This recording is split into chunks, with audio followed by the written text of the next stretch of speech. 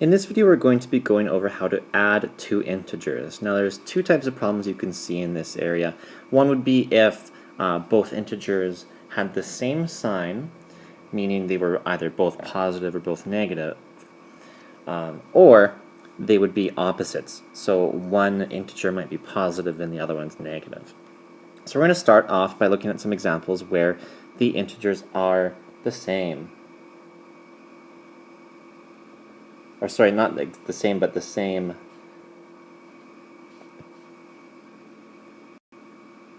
sign. They've got the same sign, so they're either both positive or both negative.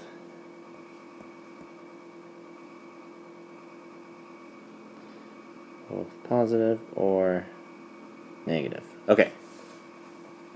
For example, let's take a look at 3 plus 5. It's an easy one, right? These are both positive numbers. We know that because there's no negative sign in front of them. And what happens when we do 3 plus 5? Well, hopefully you know, it's just 8. And if you're not sure, you can use a number line, 3. You start at 3, and then you're going to add 5 to it, so we're going to count 5 to the right. 1, 2, 3, 4, 5, and you get to 8. Okay, now what if they are both negative? Let's say it is negative 2 plus negative 5. You'll notice this proper way of expressing negative numbers is with these brackets surrounding them. So it's a good habit to get into doing that. Now, before we solve this problem, I want to give you a real-life example. A good real-life example that deals with negative numbers is dealing with money. In particular, when you owe someone money, that means you have a negative balance. This happens a lot with credit cards. So when you first get a credit card, you have a balance of $0. So let's say Fry here starts with a balance of $0 on his credit card. And then he goes and buys $2 worth of candy. Okay? And that means he now has a balance of negative $2 because he actually owes the bank that much money. Now, after that, he spends $5 more on, I don't know, pizza from Little Caesars. So now he has lost $5 more. He owes the bank $5 more. So in combined, negative 2 and negative 5 gets you negative 7. So his new balance would be of negative $7, meaning he owes the bank $7. So this is an example of seeing how if you add negative 2 and negative 5 together, you get negative 7. So let's head back to the original question over here. Okay. So we figured out negative 2 plus negative 5 gets us negative 7. And if you wanted to show that on a number line, you would start at negative 2 and move 5 places to the left. 1, 2, 3, 4, 5, and you end up at negative 7. So what you can tell here, basically the rule when adding integers with the same sign is actually quite simple. Whether they're both positive or both negative numbers, you just add the numbers together. And then you'll notice that the sign stays the same. So what you want to do is add the numbers and keep the same sign.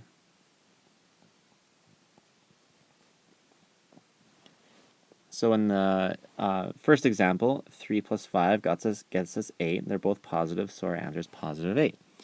Over here, we had negative 2 and negative 5 added together. 2 plus 5 is 7. And since they're both negative, our answer will also be negative. Now let's take a look at what happens when we're dealing with two integers where their signs are different, meaning one is positive and one is negative. Let's take a look at our first example. How about 5 plus negative 4. Now we know we're dealing with two integers that have different signs. We know the 5 is a positive number because there's no negative symbol in front of it. And we know that the 4 is negative because obviously it's in brackets and we've got the negative symbol there. So the trick when one is positive and one is negative, well, actually, before I tell you, maybe we should do another quick real-life example dealing with money. So 5 plus negative 4. Okay, so let's pretend that you've got $5. And if we're going to be adding negative 4 to 5, what that means is you're buying something that's worth $4 because when you pay for something, you're losing that money. So it's you can consider it being negative. So you're going to buy a $4 thing. $4 box of chocolates. Okay, and the question is, what would you be left with? Well, you can probably figure out that you would subtract, right? 5 minus 4 is 0. Oh, sorry, 5 minus 4 is 1. $1 left. But remember, the original question was 5 plus negative 4. So notice here that these are actually the same thing. 5 plus negative 4 is actually the same thing as just 5 minus 4. So it's important to understand when you're adding a negative number, you're essentially subtracting that number. Another quick example would be 7 plus negative 2 is actually 7 minus 2, which would get you 5.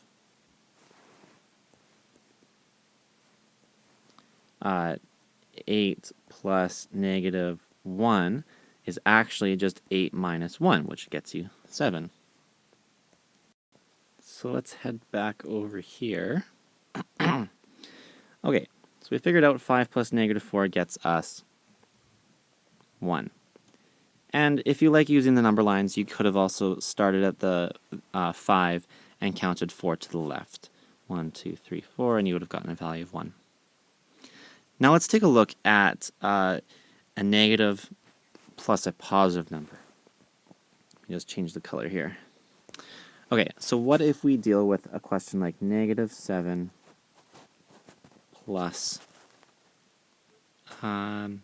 Yeah, let's do 9. This is actually pretty easy to think of on a number line. You actually would start at the value of negative 7, so that's over here. And we're going to simply add 9 to it. 1, 2, 3, 4, 5, 6, 7, 8, 9, and you end up at 2. Now, eventually you have to stop using number lines, right?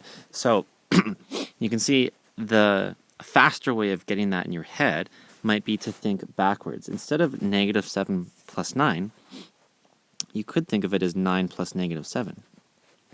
And using the method we just practiced, we know that adding a negative number is basically just subtraction. So this is the same thing as 9 minus 7, which is 2. So that's a much faster way of doing it in your head. Now we're just going to practice one more type of problem here, and then this video will be over. Let's go pink. Okay, let's try negative 9 plus 3. Now, there's a couple different methods you can do here. One is we can reverse the order like we've been practicing. So this is the same thing as 3 plus negative 9. And we know that adding a negative number is just subtraction. So this is the same thing as 3 minus 9. At this point, it might help to think of a number line. If we started at 3 and we counted 9 to the left because it's being subtracted. So we start at 3 and we're counting 1, 2, 3, 4, 5, 6, 7, 8, 9 to the left. We get to negative 6. So we get an answer of negative 6 here. And again, that's a bit time consuming. So perhaps a better method is to notice a pattern here. What do we do with 9 and 3 to get 6? Well, we subtract them, right? So 9 minus 3 gets us 6. However, the answer is actually negative 6. So I'm going to share with you a quick rule that applies to any time you're adding integers with different signs. I'm just going to write it down here.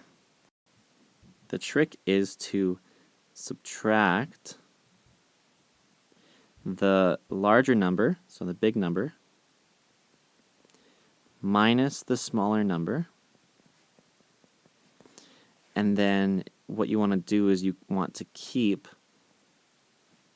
the sign of the bigger number.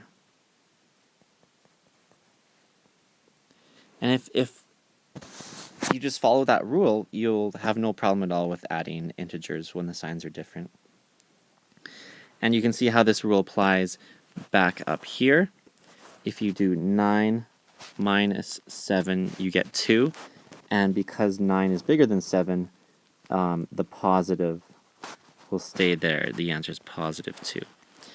In the example over here, between the 9 and the 3, well, again, you do 9 minus 3 to get the 6. And since 9 is bigger than 3, we're going to keep the sign that's in front of the 9, which is a negative symbol. So our answer will be negative 6. Now, there may be other methods that you've learned maybe in grade 7 that might be easier for you to follow. So hopefully you can find a method for you that works well when you're adding these types of problems. All right, that's it for this video.